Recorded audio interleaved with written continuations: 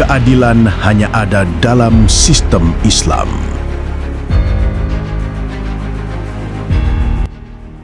Buletin Kafah edisi 405, 14 Safar 1447 Hijriah, 8 Agustus 2025 Masehi. Keadilan adalah pilar utama dalam kehidupan bernegara. Namun, di negeri ini, sistem peradilan yang berakar dari hukum sekuler justru menjadi sumber kerusakan dan kegaduhan. Kasus terbaru yang memicu polemik adalah keputusan Presiden yang memberikan abolisi kepada Thomas Lembong. Publik menilai Tom Lembong memang layak dibebaskan dari segala dakwaan karena ia adalah korban kriminalisasi hukum. Namun, pemberian amnesti kepada Hasto Kristianto banyak dipertanyakan. Publik menilai langkah ini bukan hanya syarat kepentingan politik, tetapi juga mencederai rasa keadilan dan merusak sistem hukum itu sendiri. Presiden dalam sistem sekuler memang memiliki kewenangan memberikan amnesti, abolisi, bahkan remisi, termasuk kepada para koruptor. Kewenangan absolut ini menempatkan presiden di atas pengadilan. Jelas, ini membuka celah intervensi politik dan menciptakan ketidakadilan struktural. Di sisi lain, hukum di negeri ini acap kali tajam ke bawah tetapi tumpul ke atas. Terhadap rakyat kecil dengan kasus yang ecek-ecek, hukum begitu tegas. Sebaliknya, terhadap kelompok elit, terutama para koruptor, dengan kasus korupsi puluhan, bahkan ratusan triliun rupiah, hukum demikian lembek. Kasus korupsi di PT Pertamina bernilai ratusan triliun rupiah. Misalnya, sampai saat ini tidak jelas juntrungannya. Belum ada satupun yang dijadikan tersangka, bahkan kasusnya seperti diabaikan begitu saja. Belum lagi kasus-kasus korupsi besar lainnya. Akibatnya, rakyat semakin kehilangan kepercayaan terhadap hukum saat ini yang nyata-nyata dipenuhi dengan ketidakadilan. Inilah buah dari sistem hukum sekuler yang bersandar pada akal manusia dan kepentingan elit, bukan pada wahyu ilahi. Sistem peradilan Islam sumber keadilan sejati. Islam memiliki sistem peradilan yang kokoh, adil, dan terbebas dari intervensi politik. Sistem ini dibangun di atas iman dan takwa. Sistem ini bersumber dari wahyu Allah Subhanahu wa Ta'ala, bukan dari hawa nafsu dan kepentingan manusia. Allah Subhanahu wa Ta'ala berfirman, "Inil hukmu illa lillahi yaqussul haqqa wa huwa khairul fasilin." Hak memutuskan hukum itu hanya ada pada Allah. Dia menerangkan kebenaran dan dialah pemberi keputusan terbaik.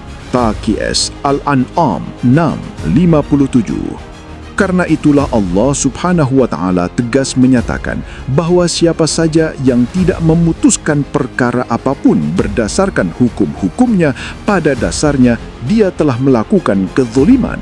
Demikian sebagaimana firman-Nya, وَمَنْ لَمْ يَحْكِمْ بِمَا أَنْزَلَ اللَّهُ فَأُولَئِكَ هُمُ الظَّالِمُونَ. Siapa saja yang tidak memutuskan perkara menurut wahyu yang telah Allah turunkan, maka mereka itulah para pelaku kezaliman. Taqiyas Al-Ma'idah 5:45.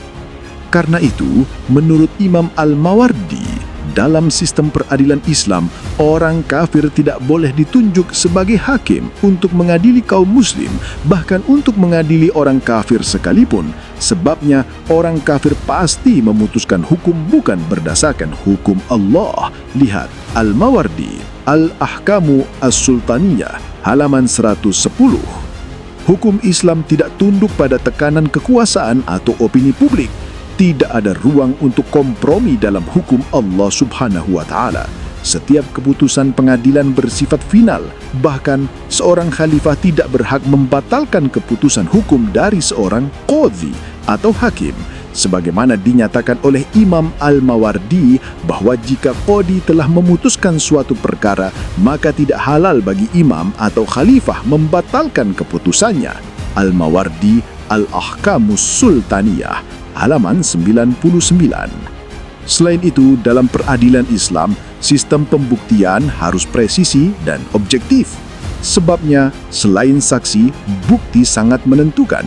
Tidak ada ruang untuk manipulasi alat bukti seperti di pengadilan sekuler.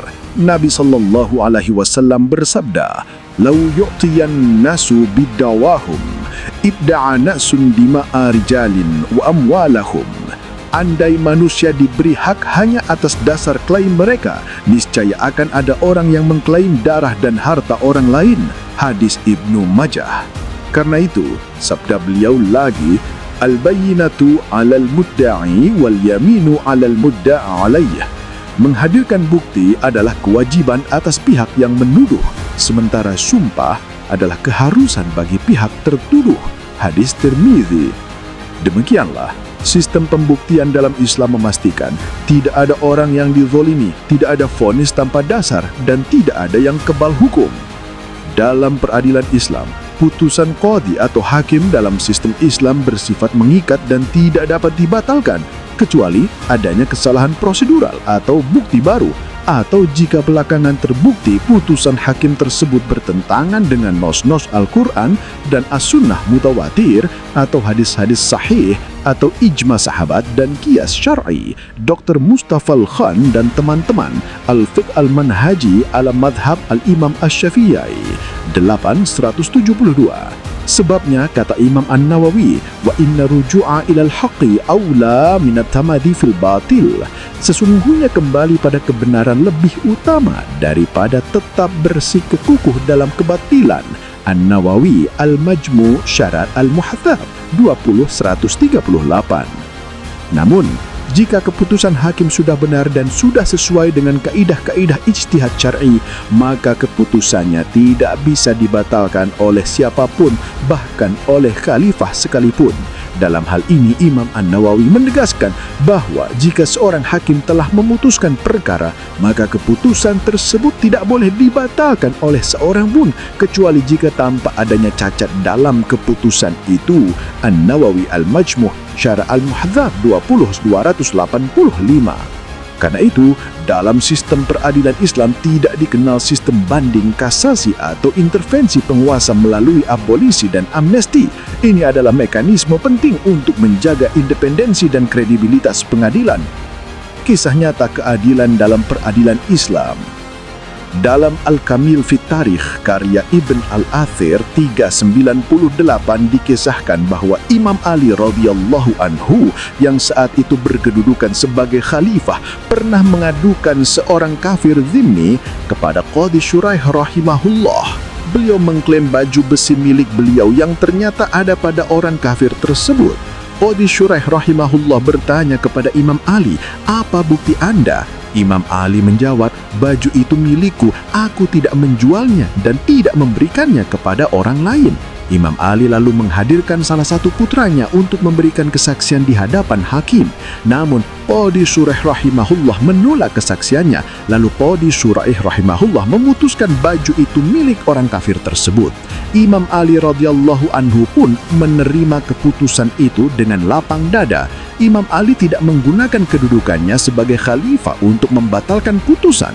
Ketika orang kafir tersebut menyaksikan sendiri keadilan yang luar biasa itu, dia akhirnya masuk Islam. Kisah lainnya dalam Tarikh Dimashq karya Ibn Asakir 44/156 disebutkan bahwa sahabat Salman Al-Farisi radhiyallahu anhu pernah berkata kepada Khalifah Umar radhiyallahu anhu, "Kami tidak suka Anda mengambil jubah itu sebelum Anda menjelaskan dari mana Anda mendapatkan jubah tersebut." Khalifah Umar radhiyallahu anhu pun menjawab, "Aku tahu engkau tidak menyukai ini. Sesungguhnya aku mempunyai seorang budak. Dialah yang memberi aku jubah ini." Demikianlah Khalifah Umar radhiyallahu anhu tunduk pada pengawasan rakyat dalam urusan harta negara. Beliau tidak marah saat dikritisi oleh rakyatnya. Ini adalah prinsip keadilan yang tak terbantahkan. Kisah lainnya lagi dalam Musannaf Ibnu Abi Saibah 539 disebutkan bahwa Khalifah Umar memotong tangan pencuri pada saat ekonomi masyarakat dalam keadaan normal, tetapi beliau tidak memotong tangan pencuri pada masa paceklik atau krisis ekonomi. Ini menunjukkan pertimbangan kondisi darurat sosial dalam penerapan hudud, bukan sekedar formalitas hukum. Kisah lainnya lagi dalam Futu Al-Buldan karya Al-Balazuri halaman 422 disebutkan bahwa penduduk Samarkand pernah menulis surat kepada Khalifah Umar bin Abdul Aziz. Dalam surat itu disebutkan bahwa pasukan Qutaibah tiba-tiba memasuki dan menyerang negeri mereka tanpa peringatan atau seruan untuk masuk Islam lebih dulu. Khalifah Umar bin Abdul Aziz pun segera menulis surat kepada Qadhi agar segera mengadili perkara ini. Qadhi akhirnya mengeluarkan keputusan agar pasukan kaum muslim segera keluar dari Samarkand. Keputusan ini ditaati oleh pasukan Islam. Penduduk Samarkand sangat kagum dengan keadilan Islam ini, karena itu banyak di antara mereka kemudian masuk Islam. Kisah lainnya dalam Al-Bidayah wa An-Nihayah karya Ibn Katsir 10/275 disebutkan bahwa Khalifah Harun ar-Rasyid biasa mengangkat para qadhi atau hakim yang adil dan tidak segan-segan mencopot para pejabat yang zalim. Keadilan tidak akan terwujud tanpa Islam. Jelas, keadilan sejati tidak akan pernah lahir dari sistem sekuler yang menjadikan hukum sebagai alat kekuasaan. Selama hukum tunduk pada hawa nafsu dan kepentingan manusia dan bukan tunduk pada wahyu Allah Subhanahu wa Ta'ala, selama itu pula ketidakadilan dan kezaliman akan terus merajalela. Islam hadir membawa sistem peradilan yang adil, tegas, dan tidak tebang pilih. Di dalam sistem khilafah Islamiyah, tidak ada seorang pun yang kebal hukum, termasuk khalifah sekalipun. Tidak ada satupun keputusan pengadilan yang bisa dibatalkan, termasuk oleh penguasa hanya karena tekanan politik. Karena itu, saatnya umat kembali pada sistem Islam secara kafah. Tidak lain dengan menerapkan seluruh sistem Islam, termasuk sistem peradilan Islam, dalam institusi pemerintahan Islam, yakni khilafah Islam. Hanya dengan itu, keadilan sejati akan benar-benar hadir di tengah-tengah umat manusia. Wallahu a'lam bishawab. Hikmah. Allah Subhanahu wa Ta'ala berfirman,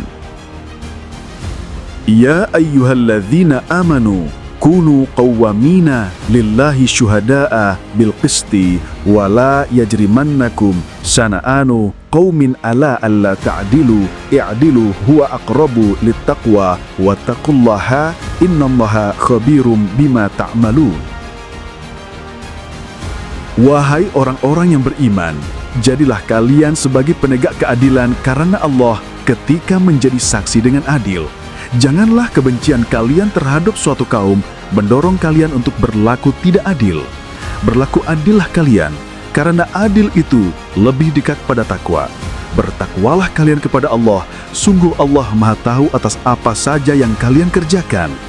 Surat Al-Maidah ayat 8.